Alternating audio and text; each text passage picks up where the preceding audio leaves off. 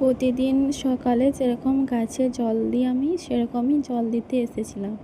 আর সেই সময় মা এসে আমাকে বলল, দেখ গাছের গোড়ায় অনেক যেরকম এই গাছগুলো রজনীগন্ধা এগুলো ফুল হয়ে গেছে, তো এই স্টিকগুলো কেটে ফেল, আর তো ফুল হবে না, তাহলে নতুনভাবে আবার স্টিক উঠবে। আর এইদিকে লিলি গাছের কাছেই হয়েছিল একটা টমেটো চারা, মা বললো এটাও তুলে দিই, নাহলে একটাও লিলি ফুল হবে না। আর এইদিকে দেখো আমাদের বেল গাছটার কাছে কত গাঁদা ফুলের চারা হয়ে গেছে, তার জন্য বেল গাছটা কীরকম হয়ে যাচ্ছে, কারণ জোরটা যতটা আছে মাটিতে ততটাই তো বেশি এই গাছগুলো নিয়ে নিচ্ছে। তার জন্য মা বললো দেখ এগুলোকে তুলে দে, দেখ বেল গাছটা খুব সুন্দর হবে।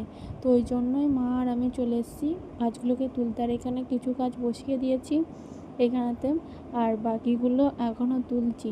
দেখো কত পরিমাণে গাছ হয়েছে, এগুলো একটিও কিন্তু লাগাইনি, এগুলো সব ওই ফুল ফেলেছিলাম এখানে শুকনো ফুল, তার থেকেই এত চারা হয়ে গেছে, তো সেইগুলোই আজকে তুলে ফেললাম।